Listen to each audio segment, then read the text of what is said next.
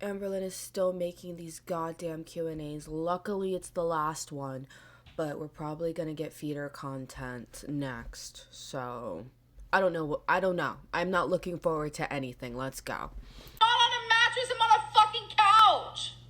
I forgot. It comes with like a huge salad. Wow. I didn't realize the salad was gonna be that big. I've noticed that she keeps reusing the same formulas for these videos where she just talks about nothing that we care about, or sob story, and then fuck the reaction channels. Like, that's how it goes. So let's hear her out. Let's see what she has to say today. Guys, welcome to a new video. Ugh.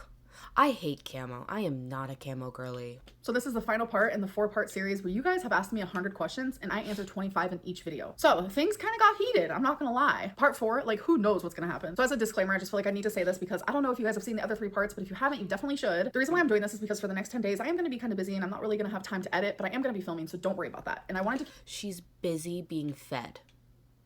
keep my promise and upload every other day for you guys. So in order to do that, Or do you guys think that she is moving to Wisconsin? Like, do you think, because we know from Alexis, which we have to do a whole other video on Alexis, but we know from Alexis that she has a month-to-month lease, so she can end it at any time. So is Tommy coming down to help pack up the apartment?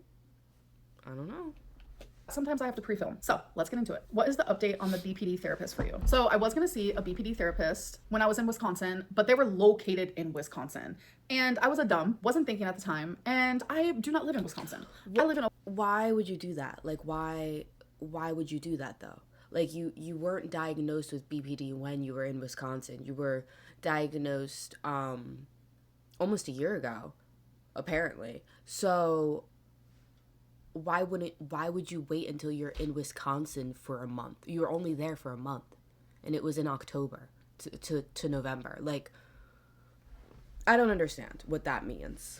Oklahoma. So now I have to re-find someone. That's literally the update. Well, You have to re-find someone. You have to re-find someone. Literally, like, I am having issues with my allergies, and my congestion. So I looked up allergist in my area, clicked through 3 websites, found one that I liked, and booked an appointment. Like, it's not hard work. You don't have a job. This is your job. This is your job. Making a 15-minute video, like, answering fucking questions. Come on. you consider doing daily weigh-ins for YouTube When you're waiting for your Uber Eats order, you should look for BPD specialists near me. again? I don't think that I'll ever do daily weigh-ins on YouTube again, but for myself, yes. Will I give you guys weigh-ins eventually once I start semaglutide? Yes. Am I nervous? Yes. Because you know you're almost 600 pounds. But is it gonna happen? It is. I'm not sure how frequent I'm gonna do these weigh-ins, but they're definitely gonna be here. When was the last time you spoke to your brothers or dad? So I don't speak to my dad by choice. I love him dearly and that comes unconditional. But when you're under fire, you still use your father's health as a means to get sympathy. Now, I was estranged from my father for 20 years. I never met my father. So I think that I am one that is very, I can speak on this subject. And what I have to say is that I think that you're sick. I think that you're sick because whenever I bring up my father, it's more of like it's like a joke. Like, it's like I'm making fun of a bad situation. It's not, oh, everyone feel bad for me. I grew up without a father. Oh, me. Like, But I do get updates on him because I do worry about him. But the last time I talked to him was probably I didn't grow up without a father, by the way. I just did not know my biological father. like a year and a half ago. One of my brothers I messaged just like a week ago, and the other one was probably like 2 weeks ago. Tommy's calling. I'll be right back. Oh, that face she made. I messaged just like a week ago, and the other one was probably like 2 weeks ago. She wants to see how fat I've gotten. Tommy's calling. I'll be right back. Sorry, guys. So yeah, the last time I spoke to my dad was a year and a half ago, and brothers is like 2 weeks. How tall are you? So I'm 5'3", and every single time I meet a subscriber, okay, I'm not gonna say every single time. See, me and Absolutes, we just like are best friends or something. A lot of the time when I meet subscribers, people are like, oh my God, like you are so The much. 4 times. The 4 times. that you've met a subscriber? Shorter than I thought you were. For some reason, a lot of people online think I'm like 5'7", 5'8". No, I say I'm 5'3", but I'm like 5'2.5". I think it's just you would expect a big person to be big, maybe. What is something you want to do on your YouTube channel that you haven't done before? So I thought of this idea because of all the fan art that you guys have been sending me like the whole time I've been on YouTube, but then like me finally showing it to my audience was so fun that I thought of an idea. I kind of want to have like a little contest where people are competing. I'm the judge and there will be a cash prize. So I haven't really gone into like the logistics of it all and all that, but it's an idea that I'm having and I really think it'll be— Babe, your views are down. Your views are down, down, down. Please, no. Please, no. You can't afford no cash prize. How about we focus on losing weight? How about we save that money for weight loss surgery? be fun to do in 2025. So I'm just putting that out there that there might be a little competition starting soon. Obviously, I will definitely keep you guys updated. You faced a lot of hate online over the years. Do you ever feel like you deserved some of it, or is there a part of you that feels completely misunderstood? I do not think I have done anything that deserves downright hatred. Okay, let's go through a list. We can go through each era if you want. We can just go through. I need both of my hands. I'm putting my keyboard down. That's how I feel right now. Okay. Let's start out with the first era, Casey era. Casey, whatever. You faked grape allegations, and then you wrote that stupid poem. I can keep going. You treated her mom like shit. You took advantage of that situation 150%. And then, after a single mother who lives in a one-bedroom apartment with their daughter, you come in and they tell you, hey, we don't want you to just sit here and be a blob. You either have to get a job or go to school. And you say that you were forced to go to school and you were on freaking Facebook talking shit like a 2-year-old, even though they were housing you, feeding you, taking care of you when you did nothing. And when your mom and your grandmother didn't want you to live with you because you were gay. Okay, next era. You took advantage of. I'm blanking on her name right now. Why am I always blank on her name because she doesn't talk. Oh. Okay, when you were with Crystal, all right. Remember you cheated on Casey with Crystal, so there's that. And then again, you live with their parents. I think you guys got like over $1,000. I know it was over $1,000 a month from their parents, and you just spent it on freaking Bath and Body Works, jewelry, whatever. You took advantage of that situation 150%. You did not get a job. You did not lose weight. You got a dog. You made that dog morbidly obese. Okay. Next one, Destiny era. Gracie. You let Gracie out. Let's just be honest. You basically killed your girlfriend's cat, and then within a week you got Wasabi. Which you did not treat your animals very well, and that was caught on tape. You were caught. Well, I guess it wasn't you. I guess Destiny is the one that said the N-word, but you posted it. Beck, we don't even need to say anything. Everything you did in your relationship with Beck was awful. Wifey, apparently there was some physical altercations that happened, and the current one, well. Yes. Critique? Yes. Opinions? Yes. Go for it all day. But stalking? No. Harassment? No. Bullying? No. Hate? No. Who stalks and harasses you? Who stalks and harasses you? When you let your cat out and your cat was missing, your haters actually went to the state to find your cat, to help find your cat. Because your fat ass couldn't get off the couch. Do I feel misunderstood? Yes. All of the time. Because I will literally say something, do something that has one meaning and one explanation, but somehow once it's put on YouTube and everyone watches it and because you're a manipulator, you'll say something and mean another thing. You do it all the time. Reaction channels and everyone comments on it and it becomes something completely different. And I'm like, what just happened? That's like a big misunderstanding. So yes, I do feel misunderstood. And I know that's like a cliche thing that people say, but like I genuinely deep down don't feel. You feel misunderstood because the person that you're trying to portray to us isn't real, all right? And we see right through that. Feel like people understand me. What exactly is your foster care timeline? Because we are all so confused. So it does sound confusing because I was in foster care from the ages of 8 to 18. I was ward of the state. And I know you guys hear me talk a lot about, well, when I was younger, my parents, my dad, my this, my that, my grandma. And then you guys go, but wait a minute, I thought you were in foster care. So let me explain. So I was 8 years old when I was first taken from my parents. That is when I became ward of the state, in and out of foster homes, shelters, and group homes. I was 13 years old when they made the decision, okay, we're gonna give your parents a chance. It's gonna be considered a trial. You're gonna live with them.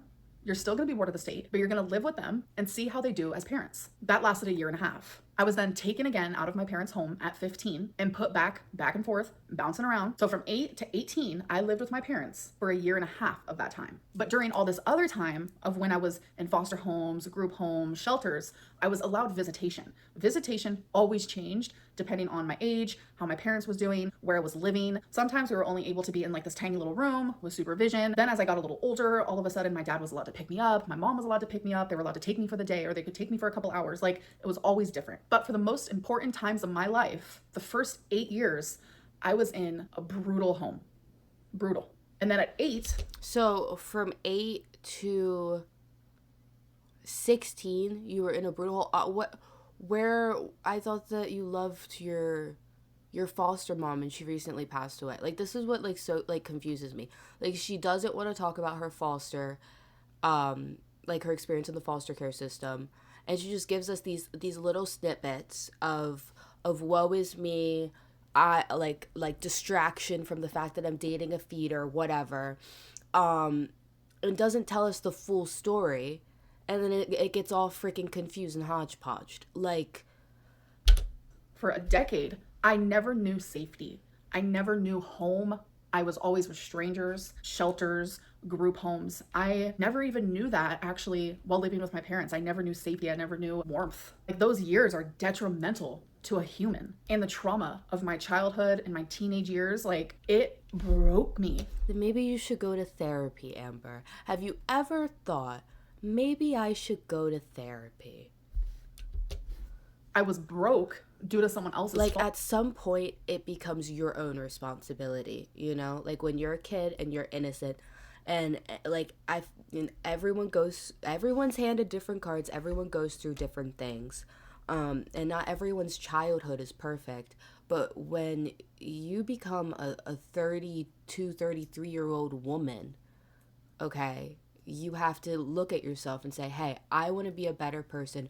For me, for that little girl, I want to be a better person. And you go to therapy and you improve. Fault. Having to fix something I didn't break hurts. Wow, that kind of went somewhere else. It's hard for me to talk about my foster care experience because, like, it is so... Then don't talk about it. Either tell us what happened or don't talk about it. painful and real. Like, it's the realest thing that's like ever happened to me, but it's touchable to you guys. And the best way for me to explain that is, like, I know there's a lot of you who are watching and care about me and love me, so this isn't directed towards you. There's a big portion of people who watch me who really strongly dislike me and twist everything that I say and call me a liar, etc., etc. I'm afraid for those You are a liar. people to touch that, to touch my foster care experience, because it's something that has transformed my whole life, even as a 34. You have no issue bringing it up when you want pity, though. When you're in the hot seat. 4-year-old woman. I don't want the haters to touch that, to twist that, to turn it into something that it's not. And I think that's why, like, I always just in passing mention foster care. I've never ever gone into detail of what my life was like truly as a child in foster care or out of foster care. Like, I have never gone into detail. I've done like in passing communications about it, but nothing true. The girls I met in California, especially in the way that you talk. Well, you hit the nail on the head, because I actually grew up in California. And since that's the time where you're like growing and you're learning everything, I still have so much California in me. I left California when I was 18. And it's like, since then, I've lived in so many different places and I have learned and experienced different things and different accents and this and that, because I'm very much the type of person, I sometimes like mimic accents. And I know a lot A chameleon. She becomes whoever she's dating. of people can do that, and it is very much a thing that people do even without even realizing it. But one accent has always stuck with me, and that's obviously where I was raised, California, because that's truly what's in my heart, and I miss it there so much. Like, California is everything to me. Does the hate online towards Tommy reflect your relationship at all? It did in the beginning, and we almost like indefinitely broke up. Like, it was almost over for real, for real. It was That would have been the best thing for you, Amber.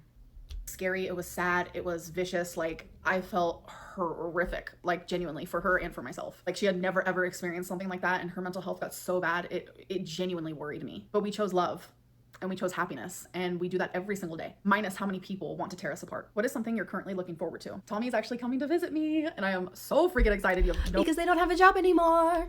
idea. Are you going to get your pets microchipped? Like, I never in a million years thought something would happen to my babies like that. Like, I genuinely didn't. Like, it feels like a freak accident, but I suck. Accidents happen, and The fact that your cats, your animals are not microchipped is so crazy. Like, you have the option when you pick them up. Would you like to microchip your animal? Yes, it's free. It's free. I don't understand.